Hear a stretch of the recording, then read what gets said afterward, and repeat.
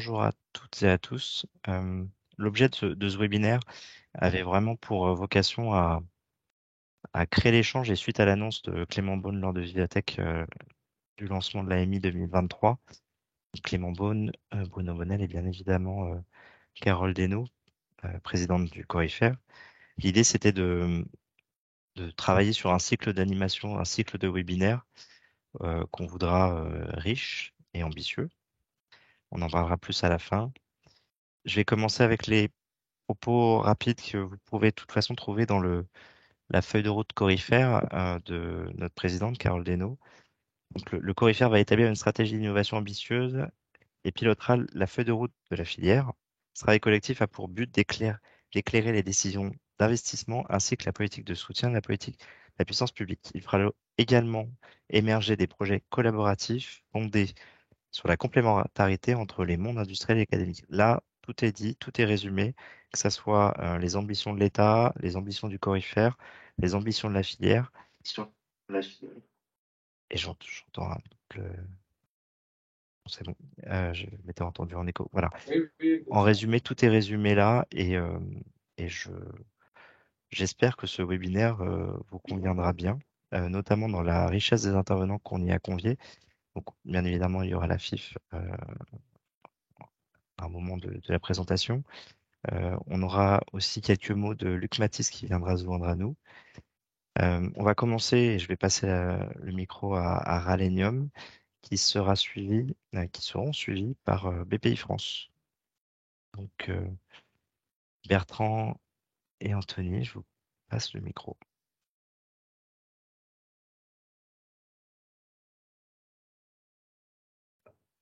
vous nous entendez? C'est bon?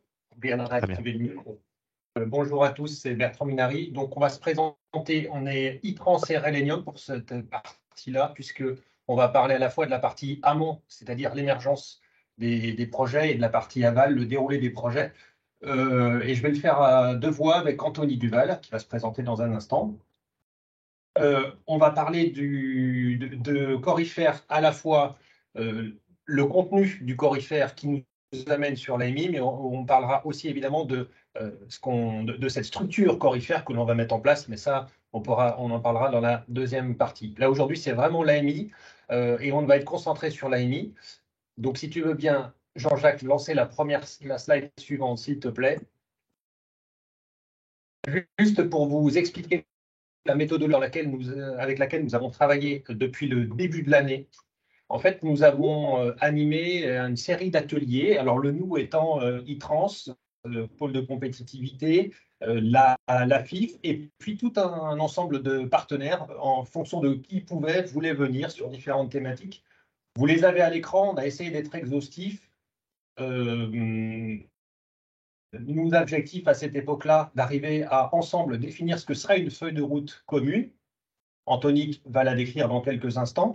Et cette feuille de route commune comprend 4 axes que vous verrez, que nous avons présentés lors du Salon international du ferroviaire, le CIFER à Lille, fin mars. Depuis cette partie CIFER 2023, l'AMI a depuis été support, a été structuré. Il y a eu des échanges avec l'État, puis l'AMI est paru officiellement. Ça sera l'objectif de l'intervention tout à l'heure de la BPI. Cette feuille de route, elle est assez ambitieuse. Elle a pour objectif d'être soutenue par l'État. Oups, tu as sauté. C'était le point. Soutenue par l'État, favoriser l'émergence de projets collaboratifs. Et c'est sur cette notion-là qu'on reviendra tout à l'heure. Petit point aussi important, on parle de recherche, de développement et de dimension industrielle. Donc, on est bien sûr des financements depuis les TRL, j'allais dire, du début TRL jusqu'au TRL d'industrialisation. Je passe la parole juste à Anthony sur les 4 axes qui ont été retenus au travers de tous ces ateliers qui vont mobiliser une quarantaine d'acteurs, finalement, si on refait le compte, individuels et puis entreprises. Merci Bertrand. Anthony Duval. Alors moi, j'interviens en tant que coordinateur de projets structurants pour Alenium et pour e-trans, et notamment sur la structuration de la feuille de route du Corifer, feuille de route que j'ai la mission de vous présenter dans les très grandes lignes. Le travail qui a été effectivement opéré ces derniers mois a permis de présenter une feuille de route basée sur 4 thèmes prioritaires. Feuille de route qui a été présentée au CIFER au mois de mars pour ceux qui y étaient. Sur le premier axe qui s'intitule Industrie et infrastructure du futur, la volonté de soutenir l'industrialisation des futurs systèmes ferroviaires grâce à des filières françaises fortes en mouvement vers les technologies performantes et décarbonées de demain. Autrement dit, finalement, c'est répondre aux enjeux 1 de production de systèmes performants et décarbonés en investissant sur l'expertise et le tissu industriel. 2, de renforcer la résilience des infrastructures ferroviaires face aux risques et aux aléas. Et 3, d'augmenter la capacité des infrastructures ferroviaires tout en assurant une qualité de service élevée. Le second axe, intitulé Mobilité inclusive, ou comment faire du train le choix numéro 1 des voyageurs en assurant une mobilité plus sûre, plus accessible, plus connectée, fait face ou s'engage à rencontrer les enjeux d'amélioration de la qualité des infrastructures, s'engage à réinventer de nouveaux services et de nouvelles applications et vise à développer des offres de mobilité accessibles et adaptées au territoire. Sur l'axe train zéro carbone, dans la grande continuité, de la grande force du ferroviaire, à savoir faire du secteur ferroviaire un mode de mobilité vert, mais aussi de se représenter comme la colonne vertébrale d'une mobilité plus globale, interconnectée, durable, décarbonée, sobre et résiliente. Cet axe vise les enjeux de transition énergétique et de réduction des gaz à effet de serre, mais aussi le développement et la promotion de l'intermodalité et la réduction, l'accroissement des économies d'énergie et la résilience du réseau. Et enfin, la thématique très intelligent, ou comment mettre sur les rails des systèmes intelligents embarqués pour plus d'efficacité sur le transport de personnes ou de marchandises, va viser comme enjeu l'amélioration de la performance des matériels roulants sur l'ensemble de leur cycle de vie pour transporter plus vite et mieux, et l'augmentation de l'efficacité de la chaîne logistique du fret, tout en assurant un report modal vers un mode de transport de marchandises plus vert et plus sûr. Ces 4 thèmes sont suffisamment larges pour englober toute une panoplie de projets. On peut passer à la planche suivante, Jean-Jacques, si tu le souhaites. Ça arrive. Ah, ça arrive. Alors, énuméré, vous aurez les planches en support en sortie de réunion. Donc ça pourrait être autant d'éléments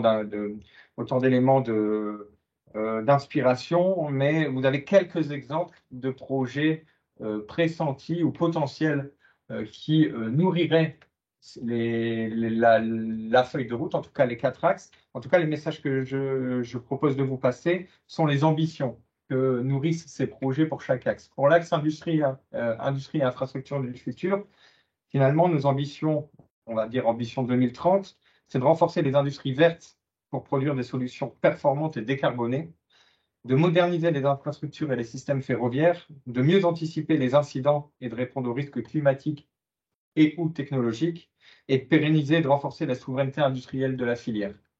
À partir du moment où on répond à ces ambitions, on a toute légitimité à déposer un projet dans cette thématique. Sur l'axe mobilité inclusive, les ambitions 2030 qui sont proposées dans la feuille de route aux réponses aux enjeux que je vous ai énumérés sont 1, d'assurer le report modal et d'attirer davantage. Ensuite, de déployer des offres de mobilité du quotidien, des offres innovantes adaptées aux besoins de chaque autorité organisatrice. De développer des solutions pour un voyage plus simple, sans stress et en toute sûreté pour les voyageurs.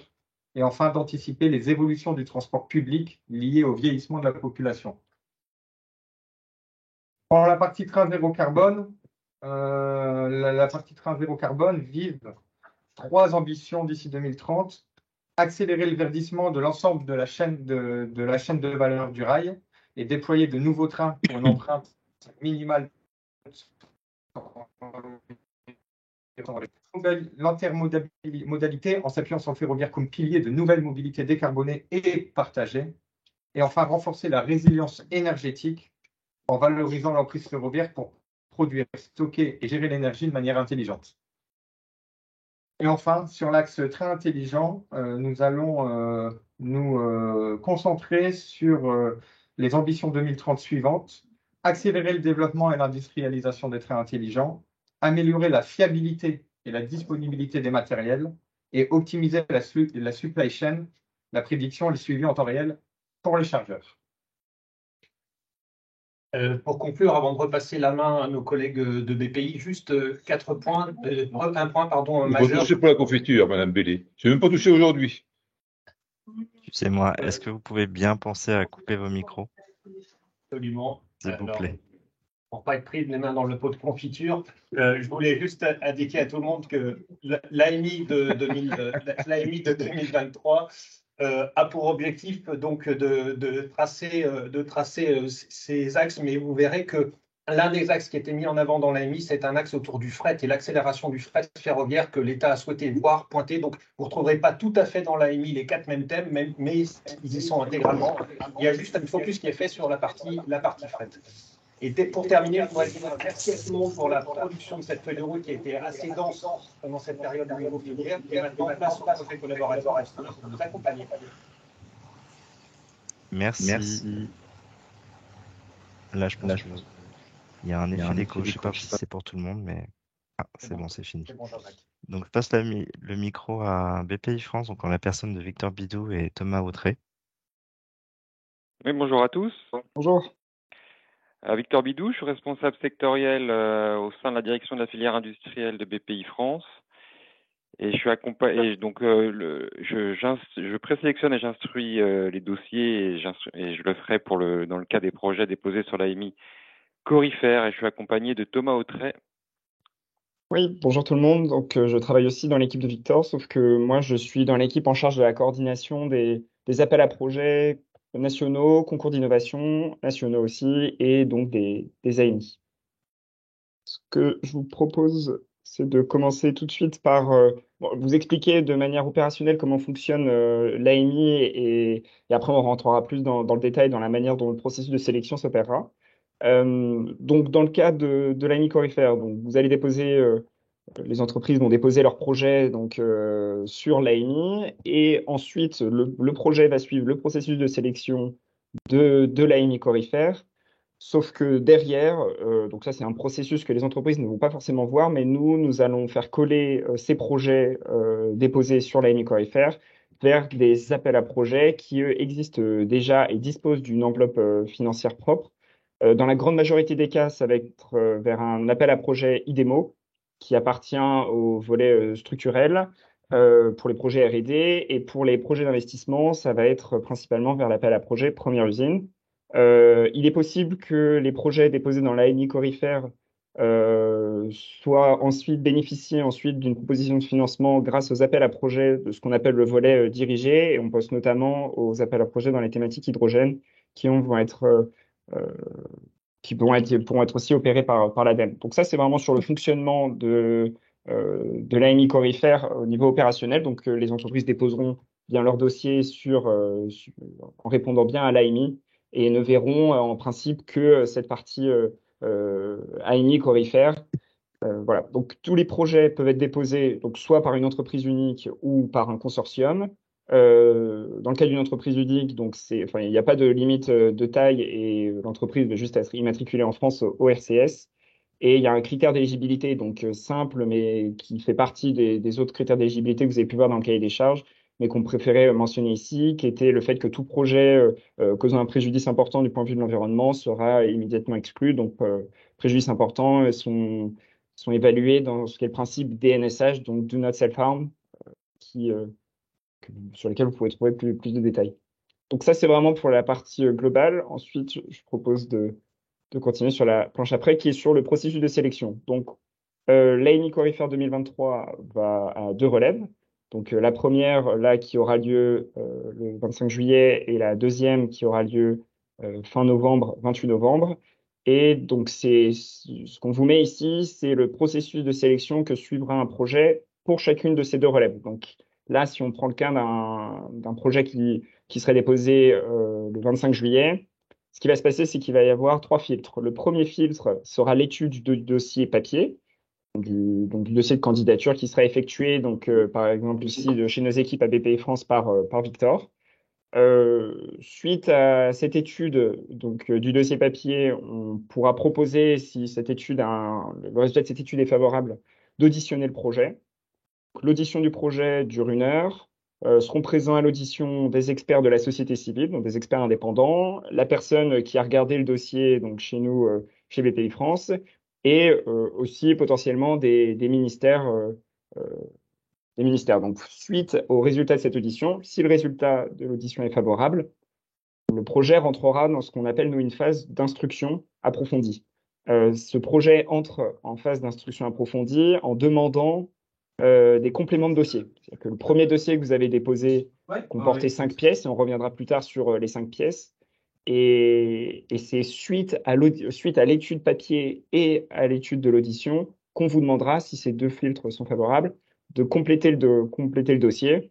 Et donc là, il y aura un délai entre 1 et 2 mois, ça dépendra là, du dispositif et de la typologie de projet.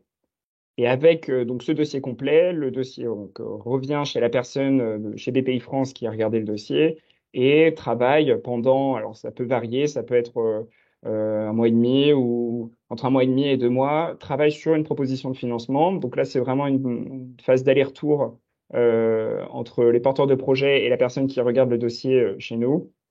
Et si donc on arrive à aboutir à une proposition de financement, c'est pour ça qu'on dit qu'il y a un 3e filtre, on soumet donc cette décision de financement à l'État et elle est actée avec ce qu'on appelle une DPM, donc une décision Premier ministre qui acte de la décision de financement. Donc entre le dépôt du dossier allégé donc, et la production de cette DPM, décision Premier ministre, on a en général une durée indicative de 6 mois qui se passe avec ces trois filtres. Et une fois que la décision de cette DPM est actée, on rentre dans une phase de contractualisation assez classique entre BPI France et les porteurs de projets. Donc, pour donner 2 informations là-dessus avec cette grille, la date de prise en compte des dépenses et la date de relève du projet. Donc, ce sera le 25 juillet pour les entreprises qui ont déposé un dossier au premier relève et le 28 novembre pour les entreprises qui déposent à la 2e relève. C'est-à-dire que tout dossier déposé avant les dates de relève ne sera pas regardé et la date de prise en compte des dépenses ne sera pas la date à laquelle le dossier est déposé, mais à la date de relève, c'est-à-dire à la date à laquelle nous, on regarde si le dossier est bien complet. Et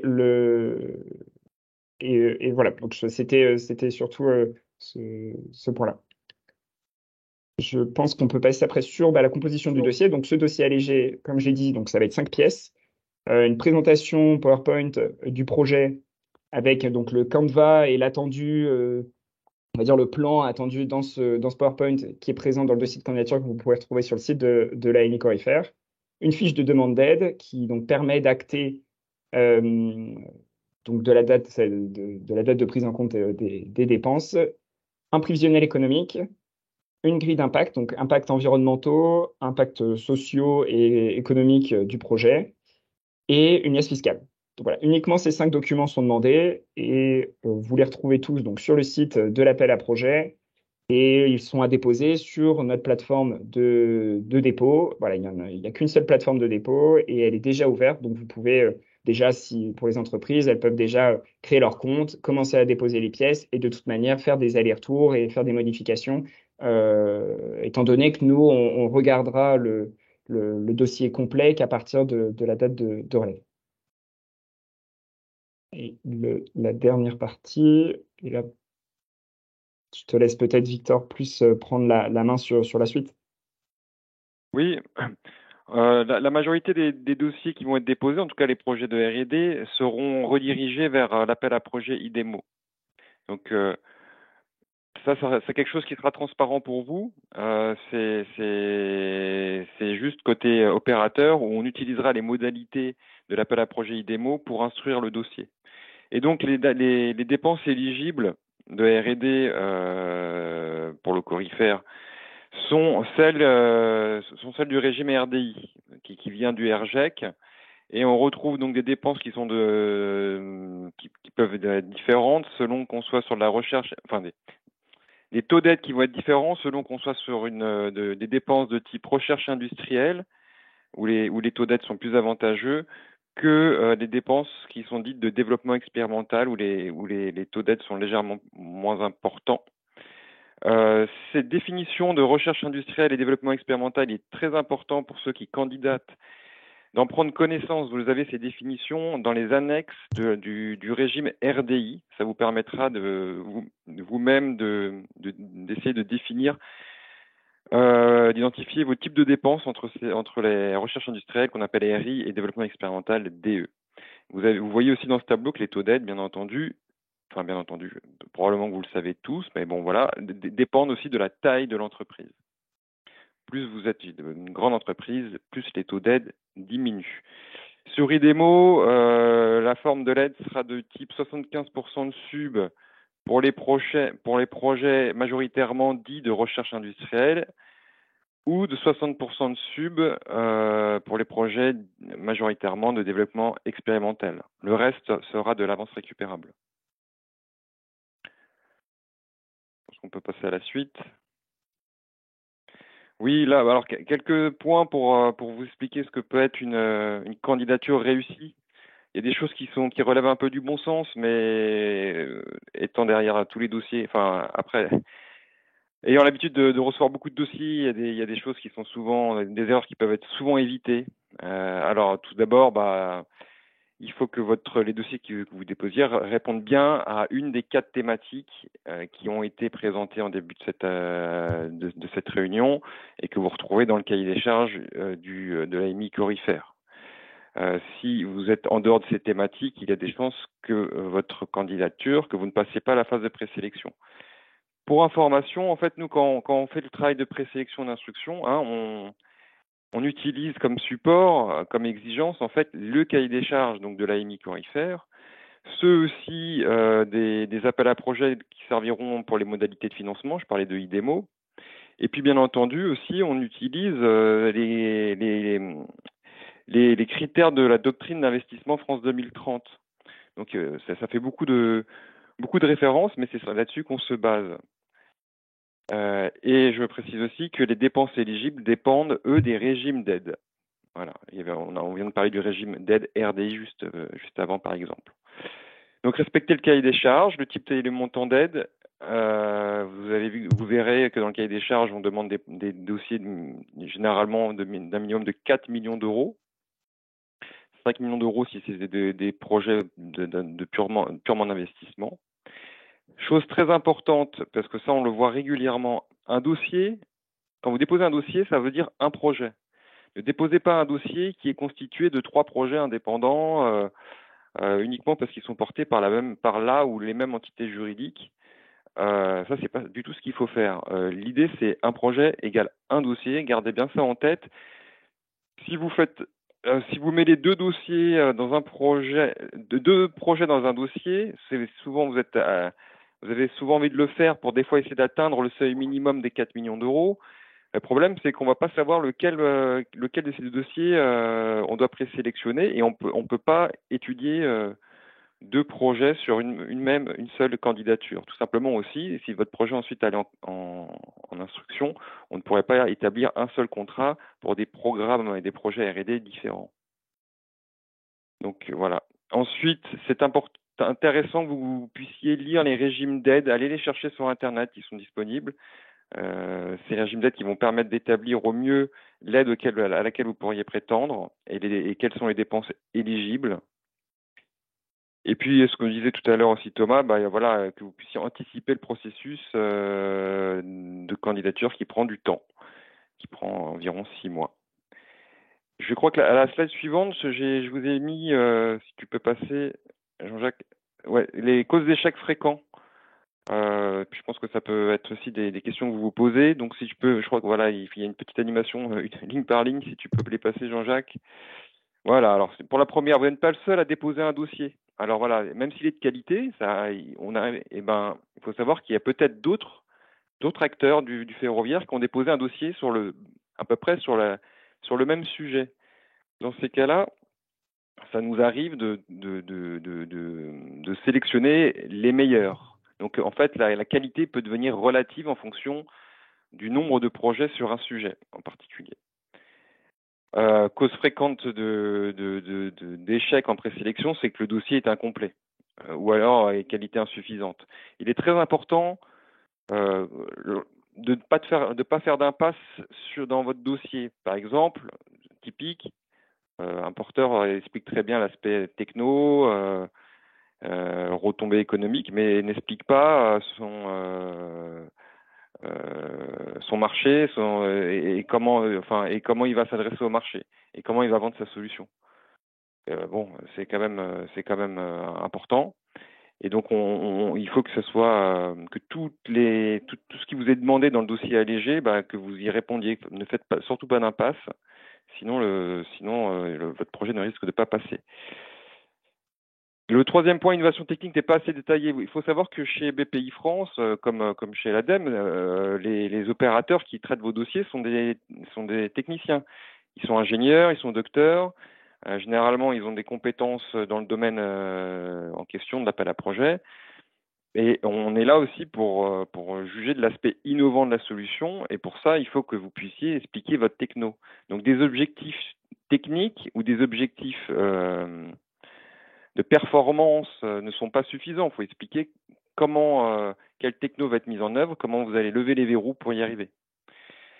Le niveau de maturité technologique ne respecte pas les attentes de l'AAP. Donc là, vous avez, dans le cas de l'AMI, Bertrand Minary l'a bien dit, on est sur des TRL qui sont assez larges, puisque des projets à faible TRL pourraient être renvoyés vers de l'INNOV, et sur des TRL plus élevés vers IDEMO, puis en phase d'industrialisation vers du première usine.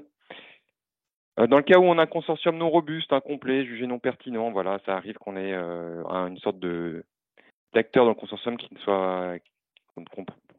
n'ait pas sa place ou qui soit faible, qui ait des problèmes financiers, par exemple. Le marché qui est trop faible, qui est jugé trop faible par rapport au montant du projet déposé. Ensuite, Jean-Jacques, manque d'incitativité, c'est très important. Dans chacun de vos dossiers, faites au moins une slide dans le dossier logique qui explique en quoi cette aide est incitative. C'est un critère d'éligibilité France 2030. Il faut démontrer en quoi vous ne feriez pas ce projet dans son intégralité ou sous cette forme si vous n'étiez pas aidé par l'aide publique. Point suivant, il faut que votre projet soit risqué et qu'il y ait des vrais verrous techniques. France 2030, c'est de l'aide publique pour aider à lever des verrous et à accompagner les entreprises qui prennent des risques. Point suivant, manque de cohérence entre la situation financière de l'entreprise et l'importance des travaux proposés. J'en ai déjà un peu parlé. Projet non cœur de cible de l'AMI, donc ça je vous l'ai dit. Donc si vous êtes en dehors des 4 axes qui ont été définis, vous n'allez pas être retenu. Dans le meilleur des cas, on saura vous rediriger vers un autre appel à projet s'il existe, mais vous allez perdre du temps. Ce qui peut arriver aussi, c'est des montants de dépenses non éligibles trop importants, remettant en cause le projet vis-à-vis de l'AMI. Je vous l'ai dit tout à l'heure, il y a un seuil de 4 millions par exemple pour les projets de R&D. C'est 4 millions d'assiettes éligibles. Un dossier qui fait tout pile poil 4 millions, il suffirait qu'il y ait une petite dépense dans cette assiette de 4 millions qui ne soit non éligible pour que le dossier passe sous le seuil de 4 millions. Et donc, à ce moment-là, le dossier ne devient plus éligible. Ça arrive régulièrement, donc c'est dangereux d'avoir une assiette très proche des 4 millions.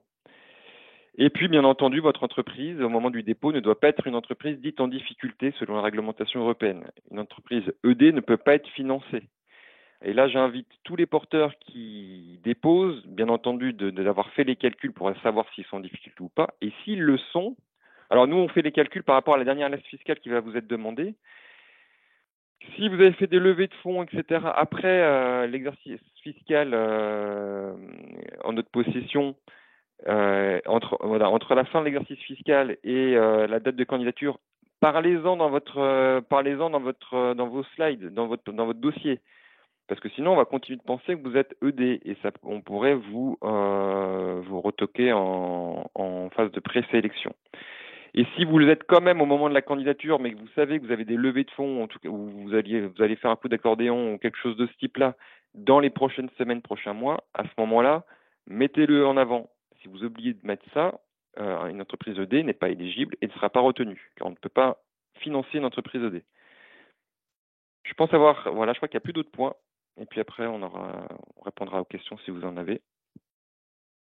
Oui, on va, si ça vous convient, on va passer, on va faire le point côté FIF et côté SGPI. Donc, on va passer la parole à Igor Bilimov et puis à Luc Matisse, respectivement. Et ensuite, si ça vous convient, on reviendra à l'ensemble des questions où l'ensemble des intervenants pourront venir donner leurs réponses. Alors, Igor.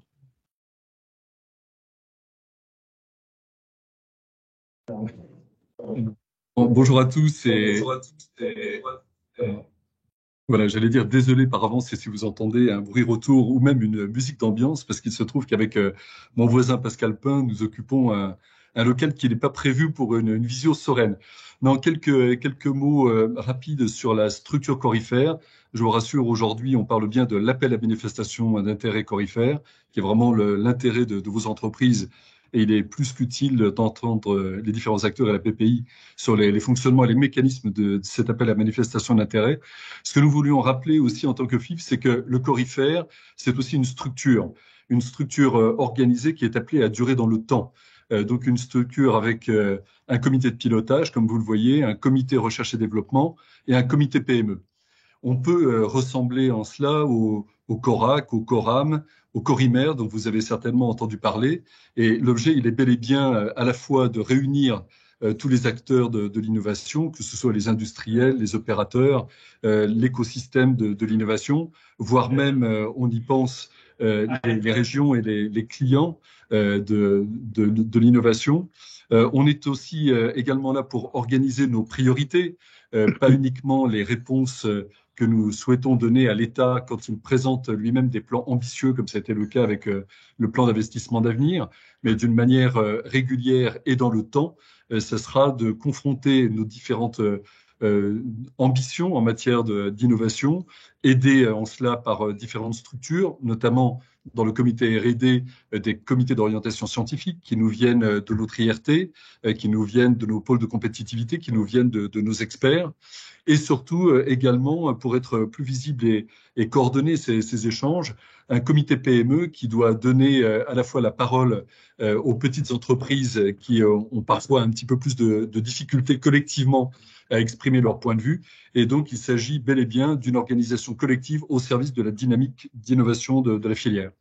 Alors, à ce compte-là, il y aura peut-être dans le futur, dans la slide qu'a présentée PPI France, une petite étape supplémentaire dans la validation des projets, non pas des projets en eux-mêmes, mais au moins de la validation métier, de l'intérêt d'un projet qui sera porté déjà en avance sur les organismes de financement, et peut-être également, mais je pense que Luc Matisse le confirmera volontiers, le Corifère en tant que structure aura vocation aussi à remonter les différents cas de vos entreprises ou les différents cas d'usage qui n'auraient pas rencontré forcément le succès ou le financement, de manière à soit trouver un autre financement, mais BPI a déjà joué son rôle de réorientation de plateforme, mais nous aurons peut-être aussi d'autres sources de financement à y apporter en matière d'innovation, et peut-être aussi de pousser certains autres projets qui, eux, auraient suscité l'intérêt collectif de la filière par leur nature.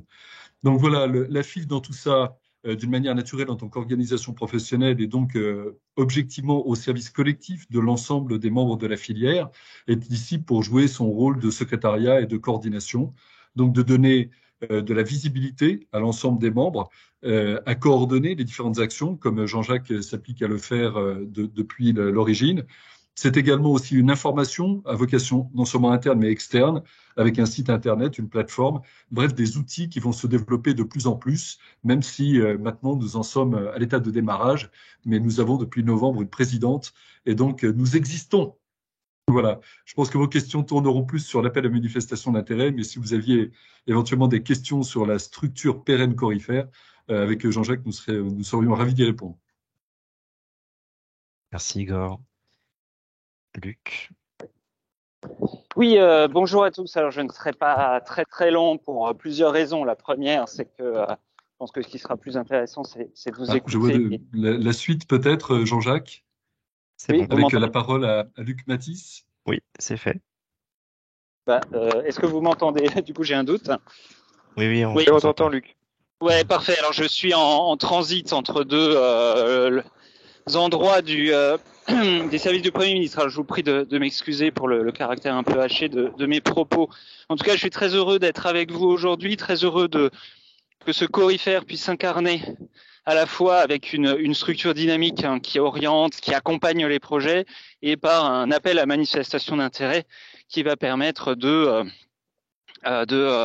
repérer, de sélectionner et de financer des projets transformants. Alors, peut-être très rapidement sur ce point-là, l'AMI Corifère est porté par France 2030. Il sera opéré par BPI en lien avec l'ADEME, vous l'avez bien compris. France 2030, c'est un programme d'investissement qui vise à générer des impacts transformants pour la France et préparer la France en 2030. Vous l'avez parfaitement identifié. Ce qui nous intéresse donc, et ça a été rappelé par les collègues de BPI, c'est d'accompagner des projets qui sont risqués, qui ne se feraient pas sans nous, qui vont œuvrer pour la décarbonation, qui seront idéalement portés ou coportés par des acteurs émergents, mais pas obligatoirement. En tout cas, c'est un axe assez important de notre analyse, et qui auront des impacts positifs. Et j'insiste vraiment sur ce point-là, les projets devront démontrer, et c'est pour ça que vous êtes là, c'est pour ça qu'on vous attend et qu'on attend les projets, c'est des projets qui auront un impact transformant sur le système ferroviaire, qui vont pouvoir apporter un certain nombre de réponses à des questions qui ne sont pas actuellement, qui n'ont pas trouvé de réponse, pour dépasser des verrous technologiques, pour apporter des nouvelles solutions aux ferroviaires. Donc on compte vraiment sur vous. France 2030, c'est aussi, d'une certaine manière, c'est un soutien à l'innovation, comme ça a toujours été le cas dans les pays précédents. C'est élargi à des formes d'industrialisation.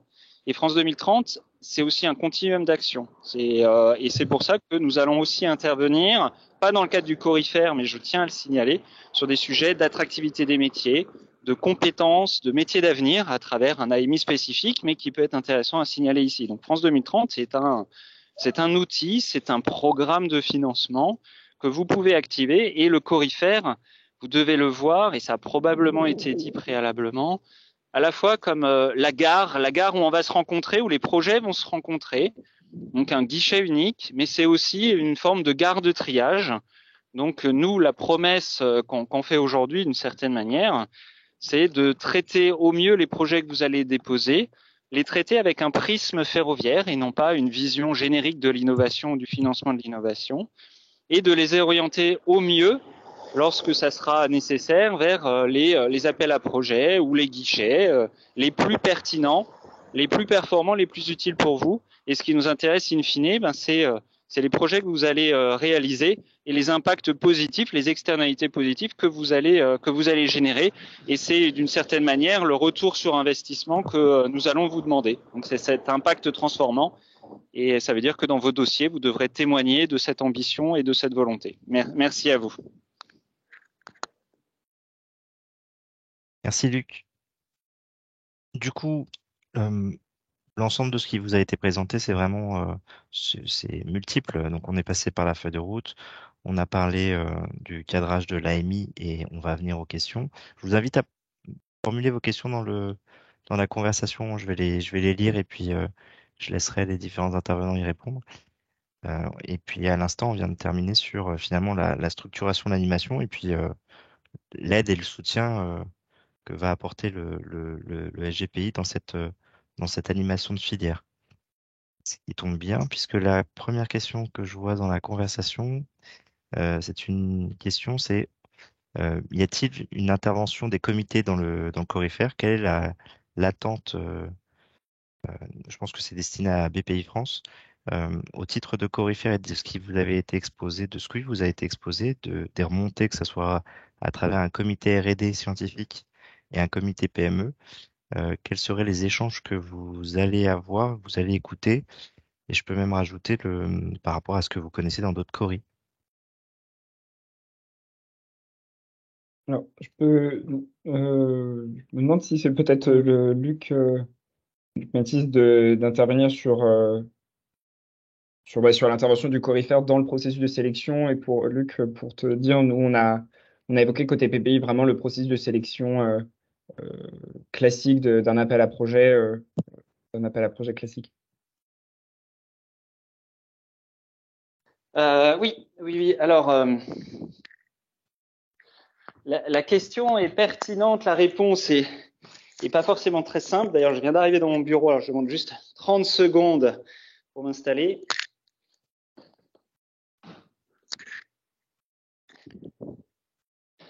Globalement, si vous lisez le cahier des charges, l'ensemble des éléments y figurent.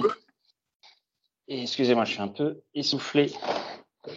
Je suis allé vite, pardonnez-moi. Donc, il y a deux éléments que vous devez retenir.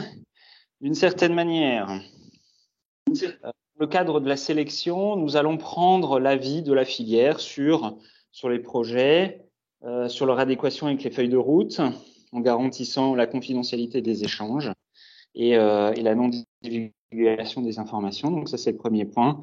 Et d'autre part, même si c'est pas tout à fait la même question, mais je pense que c'est important de le signaler, dans le Coryphère, nous avons aussi la volonté d'avoir une analyse avec le prix ferroviaire. Et à partir de là, la filière aura aussi, à travers ses comités, une responsabilité de nous aider à bâtir des viviers d'experts indépendants pour l'analyse des dossiers. Et donc, c'est pas tout à fait un avis de filière, ça ne l'est absolument pas. En tout cas, la filière va nous aider à trouver les bonnes personnes, les bons experts de votre métier qui connaissent particulièrement le monde ferroviaire pour analyser les dossiers avec la meilleure pertinence possible. Si pour continuer la réponse à cette question, au sein du secrétariat, on a travaillé avec les différents membres de l'équipe à formaliser une fiche projet, qui est une fiche très simple. C'est un PowerPoint en deux diapositives qui vous permettra d'exposer votre projet, de le soumettre avec le bon niveau de confidentialité requis, que la fiche et du coup le secrétariat recevra et mettra à disposition de USGPI et le moment venu de BPI France pour pouvoir traiter, échanger sur les projets que vous voudrez soumettre. En fonction du degré de confidentialité, on pourrait aussi totalement ouvrir le projet aux différents grands groupes qui souhaiteraient et pour lesquels vous souhaiteriez peut-être une coordination, un soutien, un partenariat. Alors, si je traite les questions dans l'ordre, est-ce qu'un dossier peut couvrir plus qu'une seule thématique? La réponse de Victor est oui. Je me permets de te citer, Victor. Un Oui, partenaire peut-il... bien entendu, on va pas si un projet répond à deux thématiques en même temps, on va pas l'éliminer, bien entendu, tant mieux. Et tout ce qu'il faut, c'est qu'un projet réponde au moins à une thématique, disons les choses comme ça. Le suivant, c'était un partenaire peut-il participer à plusieurs projets? Bien entendu, un partenaire peut monter autant de dossiers qu'il veut et les déposer. Parfait. Ouais, moi, je mettrais une petite, pas une nuance, mais un complément. C'est-à-dire qu'il vous appartient aussi de montrer que vous êtes en capacité de mener les N projets que vous allez déposer. Oui. Je vais prendre un cas limite, si vous êtes une PME de 10 personnes et que vous souhaitez intervenir dans 5 ou 6 projets, ça ne sera pas crédible et il faudra faire des choix. Par contre, si vous avez la capacité de mener plusieurs projets, bien évidemment, vous pouvez en déposer plusieurs et autant que vous le souhaitez. Merci. Question suivante. Les organismes de recherche, laboratoires de recherche universitaires ou écoles d'ingénieurs et de commerce peuvent-ils être impliqués dans un consortium où l'appel est-il réservé aux IRT, ITE et IHU? C'est tout à fait possible. Parce qu'on a l'habitude c'est très, très souvent le cas dans les consortiums, les projets déposés par un consortium. Il faut savoir que en plus, dans le régime d'aide à RDI propose aussi un bonus collaboratif de 15% qui s'applique au taux d'aide, donc qui bonifie le taux d'aide de 15% lorsqu'on est dans un projet dit collaboratif, et il y a deux manières de l'obtenir. C'est lorsqu'on est sur un consortium où il y a au moins une PME ou un consortium où il y a au moins un labo, organisme de recherche. Merci. Tu me permets, Jean-Jacques, juste rajouter un point. Ça, c'est sur le point de vue de l'AMI. Victor, je souscris complètement, évidemment. Du point de vue de l'organisation Corifère, l'un des objectifs que l'on se fixe dans la structure, c'est aussi de mieux fédérer l'écosystème de recherche en France autour des mobilités, particulièrement du ferroviaire. Donc là, on a un travail à faire collectivement de rassembler les forces des universités, des labos, des laboratoires communs, des IRT, etc. Et c'est un travail que nous avons entamé. Là, pour le coup, je me positionne Rélenium. Nous, on sera ravis, évidemment, de travailler avec vous, avec les labos des demandeurs, pour pouvoir agglomérer une offre de valeur pour nos industriels. Dans l'objectif d'être Made in France et de faire de l'ingénierie Made in France avec de la recherche Made in France. Merci Bertrand. Question suivante. Un cinquième thème intégré à l'AMI semble être celui du développement du fret ferroviaire, c'est ce qu'a précisé Bertrand tout à l'heure. Pourriez-vous détailler les attentes particulières pour les projets positionnés sur ce thème? Je pense peut-être Luc ou côté Bertrand, je sais pas. Oui, alors je ne sais pas s'il y a un représentant du ministère des Transports qui le ferait mieux que moi. Alors, globalement, ce qu'on attend, c'est bien des projets qui vont pouvoir contribuer à la compétitivité du fret ferroviaire. On a souhaité le mettre en avant. Donc, c'est un axe transverse des feuilles de route Corifère. Pour autant, le choix a été fait. C'est quasiment un choix éditorial. Il ne faut pas chercher à beaucoup plus loin, mais de le mettre spécifiquement en avant par les services de l'État, parce que c'est un axe important. Donc, il est transverse, il est un peu présent partout dans les autres axes, dans les axes corifères, mais là, il y avait surtout la volonté de le mettre particulièrement en avant et de l'afficher comme un axe, je ne vais pas dire prioritaire, mais en tout cas une attente particulière des services de l'État. Je ne vais pas aller beaucoup plus loin dans les sujets techniques et dans les attentes en zoomant. Hein. Il y a différents axes, différents éléments illustratifs dans l'appel à projet, mais le mot d'ordre, c'est la compétitivité du fret ferroviaire. Je pense que cette question-là, et surtout la réponse, peut permettre d'exposer ce que l'on va faire au titre du Corifère. On en a parlé régulièrement avec Bertrand Minari, côté Ralenium, c'est d'organiser sans doute des webinaires techniques pour revenir sur des thématiques qui sont exposées dans la feuille de route, mais à plus forte raison dans l'AMI. Donc très prochainement, alors il y a aussi les vacances, hein, mais on a pour ambition de traiter et d'exposer avec des sachants, que ce soit sur le besoin ou sur des réponses potentielles à l'échelle de grands groupes, de traiter avec l'IRT des sujets scientifiques comme celui du fret. Je pense que d'ailleurs, Bertrand, tu es la personne toute trouvée pour parler du fret. Je te rejoins, on fera des webinaires techniques, comme on l'avait dit, Jean-Jacques, effectivement. L'autre question qui est exposée, c'est le corollaire d'une autre, à vos souhaits. C'est le corollaire d'une autre question, c'est est-ce que donc c'est toujours pour côté BPI, est-ce que quand on vient à traiter deux thématiques plus d'une thématique dans un dossier, est-ce que c'est un malus, un bonus au moment de l'évaluation côté BPI? Je pense, c'est certainement pas un malus. Je ne sais pas si on peut le voir comme un bonus. On regardera la qualité du projet. Il rentre dans le cahier des charges, dans les projets attendus. Maintenant, il n'y a pas un système de points qui fait qu'il sera plus mis en avant qu'un autre dossier. L'idée, c'est, derrière cette question, il ne faudrait pas qu'une personne essaie de multiplier, essayer de déposer un projet avec 4 axes pour essayer d'imaginer avoir plus d'assurance que son projet passe. Ça marche pas du tout comme cela. Il faut que son projet soit au moins dans un axe, un thème ou un axe. Enfin, les deux termes, une petite différence, vous le verrez dans le cahier des charges, mais bon, en gros, ça regroupe les sujets attendus. Donc, je dirais non, pas de bonus particulier. Après, un projet qui aurait un impact très important sur la filière ferroviaire, parce qu'il et particulièrement, voilà, qui aura un impact particulièrement important, peut-être arrivera à toucher plus d'axes. Et donc, ce sera sûrement peut-être à ce moment-là un projet qui aura un regard plus favorable. Très bien. Oui, ne cherchez surtout pas à créer un projet artificiel pour rentrer dans des cases ou cocher un maximum de cases.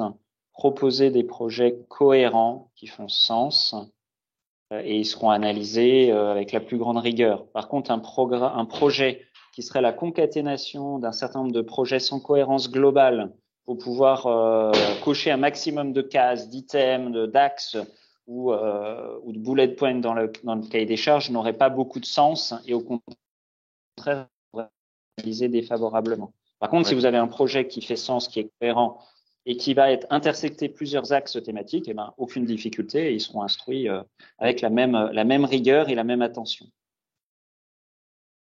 Merci.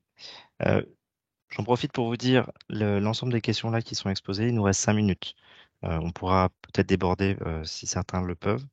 Mais en tout cas, toutes ces questions-là font partie d'une sorte de FAQ qu'on mettra sur le site corifer.fr le moment venu, site qu'on vient alimenter au fur et à mesure. Donc, question suivante, combien de temps faut-il compter entre la fin de l'instruction, les 6 mois, et le premier versement de financement?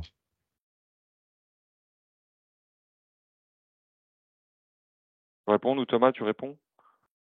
Alors, oui, sur les délais, peut-être que toi, tu as plus d'informations, parce qu'en fait, pour vous donner donc la suite du processus, une fois que l'instruction est terminée, qu'on arrive à aboutir à une proposition de financement qui est validée par donc cette DPM, déclaration de Premier ministre, nous, on lance donc côté BPI le processus de contractualisation, donc production du contrat, et une fois que le contrat est signé par les entreprises, là, il y a déjà un premier versement, enfin une avance sur trésorerie qui est versée. Et après, ça va dépendre en fonction du format du projet, des étapes clés identifiées lors de l'instruction. Là, peut-être, Victor, tu as plus d'informations sur ces Ouais. délais. En fait, ce que voit le porteur, c'est qu'il est en contact avec l'opérateur pendant toute la phase d'instruction. Et il pense, ce qui est un peu assez naturel, il pense que lorsqu'on a terminé l'instruction, le contrat pourra arriver assez rapidement. Donc, il y a l'étape où BPI France présente au ministère sa proposition de financement. Les ministères, ensuite, c'est bien l'État qui décide du financement ou non du projet. Et si c'est un financement positif, il faut attendre la DPM, la décision du Premier ministre, c'est ce que vient de dire Thomas. Donc ça, déjà, entre le moment où BPI France termine son instruction et la présente à l'État, et le moment où on a la DPM, je dirais qu'on peut imaginer 1 mois et demi environ. Je dis environ. Hein. Bon, Luc, tu réagis si tu veux, mais je sais pas ce que tu dis là-dessus, mais il faut à peu près une quinzaine de jours pour présenter, pour finir l'instruction, présenter à l'État, qu'on ait le PV et qu'il y ait une demande de TPM qui soit rédigée et envoyée. Et ensuite, je crois que la réponse est 1 mois. C'est vrai que je dis 1 mois et demi, sauf si Luc me corrige là-dessus. Et ensuite, nous, en parallèle de ça, dans l'attente de la DPM, on commence à rédiger le contrat. Donc, on est capable de pouvoir contractualiser avec l'entreprise dès réception quasiment de la DPM, ou à quelques jours près. Sauf, il faut savoir qu'il peut y avoir des conditions préalables au premier alors ça c'est pour la contractualisation, mais après il peut y avoir des conditions. Et normalement le premier versement suit tout de suite après la contractualisation, sauf s'il y a une condition préalable au premier versement, ce qui arrive souvent dans le cas d'un consortium. Par exemple, on demande toujours un accord de consortium présenté à BPI France avant de faire le premier versement. Donc tout ça peut prendre un peu de temps avant de voir son premier versement. Merci, C'est pas une Victor. réponse exacte, mais il faut compter à peu près 1 mois et demi, 2 mois minimum, je dirais, pour avoir son premier versement, dans le meilleur des cas. Très bien. Un projet peut-il répondre à plusieurs transverses sur les 4 thématiques prioritaires identifiées? La réponse a été donnée tout à l'heure. Sommes-nous bien d'accord que lors du premier dépôt au format Light, le projet technique doit bien être décrit en 30 slides? Oui, sur le format. Alors, c'est vrai que, comme vous l'avez vu, donc c'est le dépôt, on appelle ça un dépôt allégé avec uniquement 5 pièces. En revanche, c'est sur la base de ces éléments uniquement que se passe une grosse la majorité des filtres de sélection, c'est-à-dire le premier filtre de présélection et l'audition seront basées uniquement sur les éléments transmis par le biais de ces 5 pièces et dont notamment cette présentation d'une trentaine de diapositives. Et c'est pour ça qu'ils sont quand même demandés des éléments, suffisamment d'éléments assez techniques et dès cette premier dossier. Et pour compléter si le dossier donc rentre en instruction approfondie et qu'on demande des compléments à l'entreprise, ces compléments vont être sur les éléments déjà transmis dans le premier dossier, mais ça va être aussi sur la description assez technique donc des étapes clés du projet, des jalons identifiés, pour chaque jalon identifié, les dépenses prévues sur la durée du projet. Voilà, c'est surtout ces éléments-là qui vont être Oui. transmis dans le dossier complet. Les verrous techniques à lever et comment vous allez les lever. Et n'hésitez pas de parler toujours une petite slide souvent où les porteurs expliquent leur solution par rapport à une solution déjà existante chez eux qu'ils ne décrivent pas. Alors ça c'est dommage parce qu'en fait on n'arrive pas à comprendre les gaps et la vraie innovation et les vrais risques techno de ce projet par rapport à ce qu'ils savent faire déjà aujourd'hui. Voilà. Et tout ça dans les 30 slides. 30 slides, c'est pas, il faut pas que ça fasse pile poil 30 slides. Hein. Je crois que c'est une sorte de limite Un ordre de grandeur, maximum. Ouais, parce que voilà, éviter les 70 slides, on en a des fois. Essayez d'être pertinent pour réussir à être suffisamment synthétique pour présenter votre projet en une trentaine de slides. Très bien. Alors, je vais traiter les dernières questions, sauf si côté BPI, côté SUPI, vous me dites que vous devez vu qu'il est 17h01, partir. Les consortiums des projets est-il limitatif au terme du nombre de partenaires du rang 1, 6 max ou plus, ou est-ce au cas par cas? Y a-t-il une restriction à des partenaires ou des sous-traitants externes à la France? Alors, je vais répondre à la deuxième question. En fait, les bénéficiaires de l'aide sont des entreprises françaises. Pas clair. D'accord. Ça c'est. Ensuite, le nombre, je crois que c'est 6. C'est 6 maximum sur la hémicorifère. Et ça peut être un sous-traitant d'un porteur qui veut devenir, qui veut collaborer sur un projet, qui était un sous-traitant jusqu'à présent, qui veut devenir collaborateur sur un projet, qui peut déposer une demande qui peut intégrer le consortium. Très bien entendu. Est-il possible de ne déposer un dossier qu'à la seconde relève où toute absence de dépôt fin juillet est éliminatoire? Oui, cette question importante, oui. Alors, évidemment, oui, vous ne pouvez déposer qu'à la deuxième relève parce que les deux, donc date de relève, donc fin juillet et fin novembre, sont complètement indépendantes. C'est-à-dire qu'elles vont tous les deux suivre les 2 phases de sélection qu'on vous a présentées au début. C'est-à-dire que si vous déposez un projet fin juillet, il suivra son processus de sélection là d'à peu près 6 mois comme évoqué. Et si vous déposez un projet fin novembre, il suivra aussi ces 6 mois. Mais il n'y a pas d'indépendance dans la sélection entre ces 2 relèves. Ce sont juste 2 dates de dépôt possibles. Et il est possible de déposer pour une entreprise 2 dossiers différents aux 2 relèves. Très bien. Déposez votre dossier quand vous vous sentez mature pour le déposer. Votre dossier est mature. Ce qui est le plus important. Ne pensez pas que ceux qui auront déposé à la première relève recevront un jugement plus favorable que ceux de la seconde relève. Ça ne marche pas du tout de cette manière. D'accord? Il n'y a pas. Donc, quand vous êtes mature, vous le déposez. Voilà. Et si vous le déposez alors qu'il n'est pas mature, ça va se voir. Ça va se voir par l'instructeur à la présélection. Ça va se sentir par les membres du jury lors de l'audition et vous risquez de perdre votre chance. Très bien. Et dernière question, c'est extrêmement important et gardez à l'esprit que la relève assez rapprochée du mois de juillet avait vocation à permettre aux entreprises, aux porteurs de projets qui étaient prêts de déposer leur projet dans un temps relativement court. Mais par contre, si vous n'êtes pas prêt, ne déposez pas au mois de juillet. Vous avez une deuxième relève et elle est pour ça. Donc, vous avez quelques mois pour pouvoir approfondir, maturer finaliser le projet. Donc, soit vous êtes prêt et la première relève est faite pour vous, soit vous n'êtes pas prêt et dans ce cas-là, ne jouez pas sur cette relève-là et déposez réellement un projet consolidé, bien mature à la deuxième relève. Très bien. Dernière question, si le projet a été rejeté en première relève, BPI communiquera-t-elle les conditions de rejet? Sous combien de temps cela permettra-t-il de présenter le projet en seconde relève? Alors, oui, donc on enverra, si le projet est rejeté, on envoie une notification donc aux porteurs et on se tient à disposition s'ils le souhaitent pour échanger avec eux et donc on leur communique dans un échange les motifs de cette décision. Et sous combien de temps? Alors, ça va dépendre du processus. Si on est sur une présélection, généralement la présélection dure à peu près donc la première phase dure à peu près un mois, donc normalement c'est autour d'un mois et demi. Or, donc là, dans le cas des congés d'été, donc ce sera un peu plus tard, plutôt courant octobre. Et si c'est post-audition, pareil, l'audition, elle arrive généralement un mois après, entre 3 semaines et un mois après la notification de présélection du projet.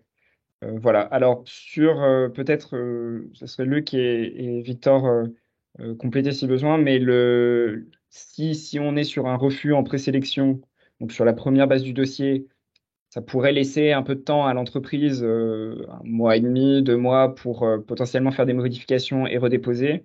Dans le cas d'un refus post-audition, sauf peut-être cas exceptionnel, on serait dans un délai assez court entre le dépôt des deux relèves.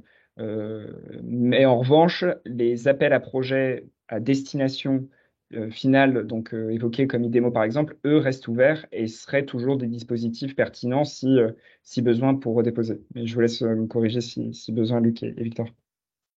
Non, Oui, c'est parfait. il n'est pas interdit à un porteur de redéposer un dossier qui n'a Mm. pas été sélectionné dans une première relève. Voilà.